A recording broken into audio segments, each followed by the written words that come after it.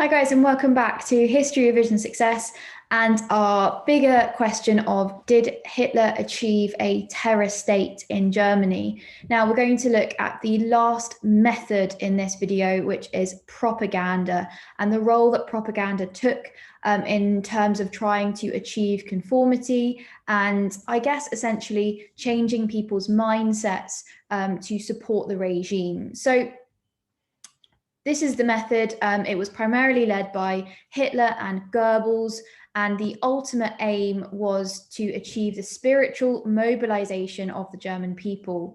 As Hitler stated, the entire education system, theatre, film, literature, the press, and broadcasting was a means to an end. Now, Goebbels was very apt at using all kinds of media to convey party messages, and he was able to control, direct, and censor the media to ensure that Nazi ideals were conveyed appropriately. He created a series of new institutions to gain control over all aspects of propaganda. The most important of these was the RMVP, the Ministry for Popular Enlightenment and Propaganda, created in March 1933.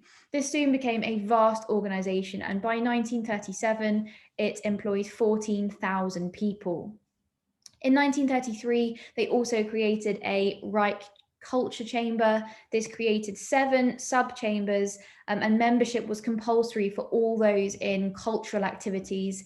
This meant it could exercise a high and significant level of control over artistic life, as it could expel members, which meant you could no longer pursue that career path. It could limit the opening of exhibitions, and it could close newspapers.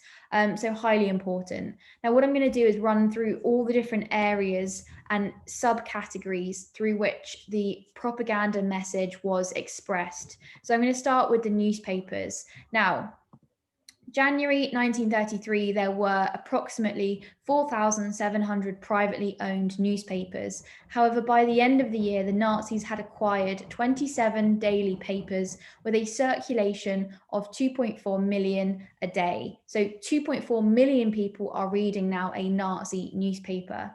By 1944, the Nazis owned 82% of the newspapers.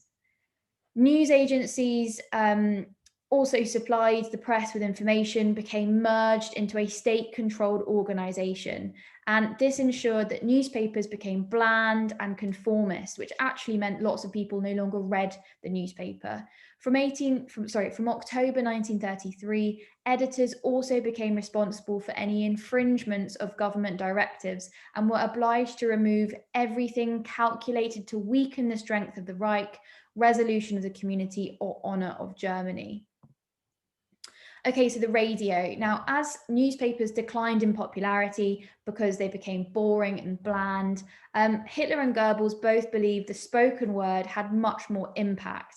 Hitler himself made over 50 speeches on the radio, and loudspeakers were set up in town squares and factories so everybody could hear these important messages.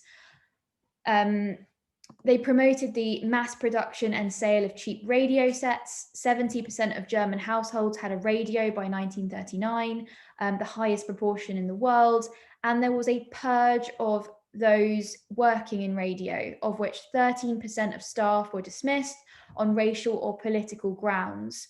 By April 1934, all radio stations were brought under the control of the Reich Radio Company, which was directly controlled by Goebbels. So that shows how much influence and control he had over what was coming out of the radio into people's homes. Now, film, a very kind of exciting avenue in Nazi Germany. So Goebbels was personally responsible for every film after 1933. Foreign films were carefully checked for political and racial consent, and, for example, most American films were completely banned, but because of the popularity, Disney cartoons were still allowed. There were 1,000 feature films produced in Germany between 1933 and 1945. Cinema attendance therefore increased fourfold, which was huge. 4 times over more people were attending the cinema. Now, by 1942, all 4 of the major film companies became nationalized under state control in what we call the UFI. Okay, so at that point, all of the film studios are now directly controlled by Goebbels. not just in terms of there being a pressure to conform, but directly controlled by him. The most famous producer was Leni Riefenstahl, who was regularly commissioned to make recordings of rallies and festivals. Her most famous films were Triumph of the Will, about the 1934 Nuremberg Rally, and Olympia, about the 1936 Olympic Games. So to be a successful artist or film producer at this time, obviously you have to conform to Nazi ideals, of which Leni was the most successful. Now, 14% of the films that were produced during this time had a directly political theme. However, almost all films had some kind of political message, whether it was the fact that leadership was being glorified or blood and soil was common, the demonizing of Jews and communists were regular features. Goebbels himself disliked films with an outright political purpose, and 90% of all films produced had actually no overt political meaning. So most of them were very subtle. One of the most watched anti-Semitic films of the time was The Eternal Jew, which was filmed in Poland. Now, it was actually refilmed 12 times, as each time it was taken to Hitler, he said it needed to be made more horrific in its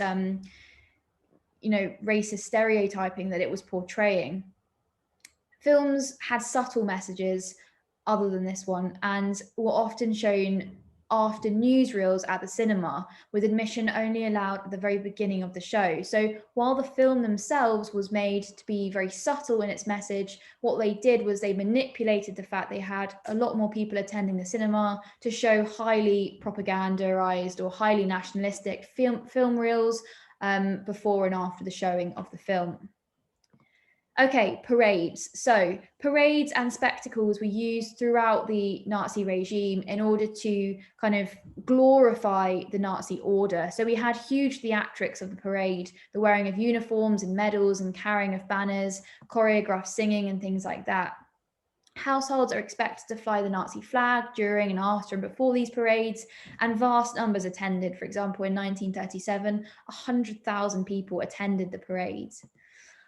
Art. So Hitler believed only the Aryan race were capable of producing true art, and art was supposed to show the heroic heroes of Germany's past. Weekly posters were displayed in offices and public buildings, and modern, reflective, abstract art that had flourished in the Weimar years were now replaced by clear and visual images. People were not drawn as individuals, but as heroic idealizations of the past, of legacy, but also of the Nazi ideal. So we had lots of themes of family, biological purity, strength, men in masculine roles, women in feminine roles. And in 1935, there were 120 art exhibitions showing these types of art. By 1941, there were 1,000, all of them, of course, only allowed to show art that was acceptable to the regime. Sports. So the Nazis used sport as propaganda. The government coordinated sporting bodies under the Reichssportführer, and the DAF and the Hitler Youth organized sporting activities for the masses. It was designed to develop the fit bodies that soldiers and childbearers would need to ensure they were successful members of the Nazi community. So the government went to great lengths to ensure that the 1936 Games, the Olympic Games that Germany held, were a propaganda success. A new stadium was built in the modernist style, and then it was clad in stone. The stadium included memorials to dead soldiers, linking sport to militarism, and this is also the event where Hitler planned to display the physical superiority of Germans as the master race. However, as we know, this was thrown into, it was destroyed really by the success of Jesse Owens on that day, outperforming everybody else in multiple events. Okay, so that's propaganda. Loads of different examples that you can use in your essay, loads and loads of different things you can focus on and use to exemplify the effectiveness of propaganda. Now, that's the evidence for what it did and how it worked and how you can say it's taken over by the Nazi state.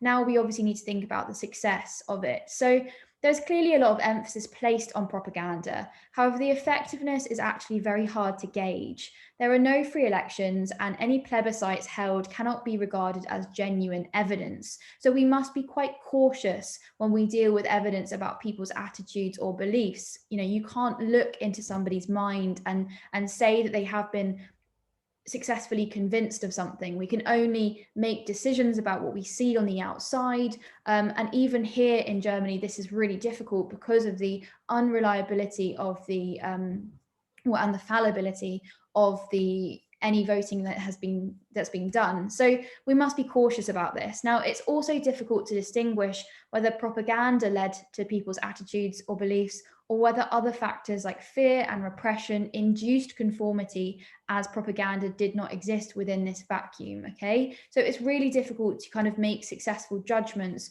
on the effectiveness of propaganda. From the Gestapo reports, it's possible to conclude that there was a skepticism towards Nazi policies. However, there are also other factors that affected people's attitudes, so their age, their gender, their class, their occupation, their religion. Furthermore, attitudes are consistently shifting over time, which makes it very difficult to come to a definitive conclusion on how far propaganda actually changed hearts and minds. Where it appears most successful is when it was aimed at the young. So opinions here were not fully formed, messages overlap with traditional values of groups such as the aristocratic conservatives. Germany's middle class also shared the Nazi hostility towards communism and socialism. Anti-Semitism and national resentment towards the Treaty of Versailles ran through all classes, and by focusing propaganda on these issues, the Nazis ensured they presented a front that most groups in society could support. So it's notable, however, that when the Nazis started to try and build on pre-existing beliefs, such as anti-Semitism, the Treaty of Versailles, they are quite successful. However, where they try to challenge deeply held beliefs, they are not so successful, such as religion. So bear that in mind when you go and watch my video on resistance to the Nazi state, when we try and evaluate how effective these methods are. And I'm going to talk to you about church resistance to this terror state. So basically, all in all, it's this idea that where things were already accepted by people and the Nazis emphasize this, they are successful. Where they are trying to change beliefs, they are not really that successful.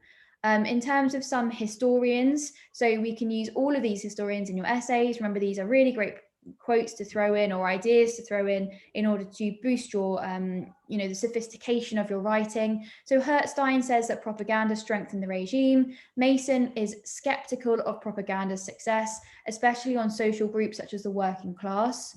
Welch thinks you need to separate different strands of propaganda. We can have success in terms of strengthening overall support for Hitler. However, success in terms of individual policies is more varied, more successful in reinforcing rather than countering existing views. So kind of that point I've just previously made for you. And Geary, Nazi propaganda was most successful where it could play upon the traditional prejudices and values of German middle-class society, upon issues such as nationalism, anti-socialism, and family values. So that's propaganda, guys. Now, I'm just going to really quickly sum up the Hitler myth for you, because this was really, really important in terms of creating this terror state based on this leadership principle behind this one man. So a strong part of the Nazi propaganda machine was the presentation of Hitler as a man like no politician before him. He was a man of the people. He was hardworking and tough, uncompromising in his fight against the nation's enemies. He was a political genius who had reordered society and unshackled her from the Treaty of Versailles. He was dynamic and charming, unlike many politicians of the Weimar years. In addition, he's often portrayed as living a simple life and sacrificing his own happiness for his people. That was all the image that was portrayed to the German nation. In reality, however, Hitler was surrounded by competing officials who did most of the real decision making. He also often stayed up late watching films, often not getting up until midday, spending a lot of time in his country retreat, and he disliked reading official documents. So this idea that this myth created about who Hitler was and the sacrifice that he played trying to lift Germany out of the Weimar Republic is a phenomenal success. And actually, in 1941, Goebbels stated that the creation of the Hitler myth was his greatest achievement. Hitler was hailed as a symbol of the nation. The image is so powerful that it helped to sustain the regime in power, masking its failings and inconsistencies. And that's why I believe, in terms of responding to this question, we really do need to suggest there is a success in terms of propaganda. But I think the limit is we say that propaganda was essential to creating the terror state, and it worked to a very considerable degree, whilst it was reinforcing and supporting ideas that already existed in people's minds. This was enough to convince the populace that Hitler was a good choice to lead the country. And then what I believe is that over time, as he started to challenge some of these deeply held beliefs through the church, through the racial policies that followed, through the beginning of war, people were no longer in a position to resist, as the terror, the police system had by this point been so well placed in the country. So that's why I believe that propaganda and the police system work simultaneously and interdependently together to create this terror state that Hitler governs through the Hitler myth.